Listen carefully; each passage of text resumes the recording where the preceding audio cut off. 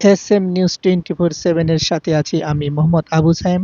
সত্যের সাথে সবসময়। সুপ্রিয় দর্শক, আপনাদেরকে আমি একটি সুন্দর দৃশ্য দেখাতে যাচ্ছি। আপনারা নিশ্চয়ই জানেন ভারতের পশ্চিমবঙ্গে অবস্থিত গঙ্গা নদী। এই গঙ্গা নদীর ইতিহাস সম্পর্কে আমরা কম বেশি সকলেই জানি।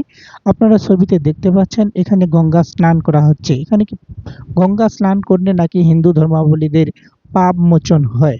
এটি কি একটি কুসংস্কার নাকি ঐতিহ্যবাহী রীতি নাকি শরীর দেখার প্রদর্শনী? ঐতিহ্যগতভাবে এখানে চলে যাচ্ছে।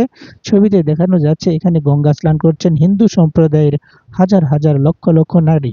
নির্দিষ্ট সময়ে বছরের একটা সময় এখানে এসে তারা অর্ধ উলঙ্গ অবস্থায় এখানে একে অপরের শরীর সমাধি, শরীর প্রদর্শনীর এক খেলায় মেতে উঠে তরুণ তরুণী থেকে শুরু করে বৃদ্ধ পুরুষ, নারী পুরুষ সকলেই।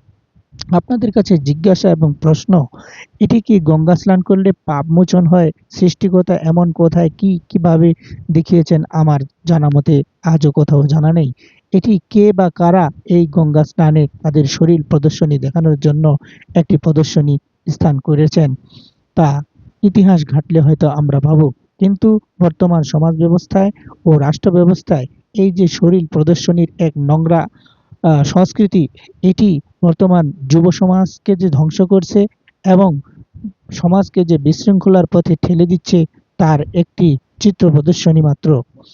আমাদের মনে হয় এটি বর্তমান সমাজে এটি বিশ্লেষণ করে এবং এটিকে ধীরে ধীরে বিলুপ্ত করাই বর্তমান সময়ের দাবি।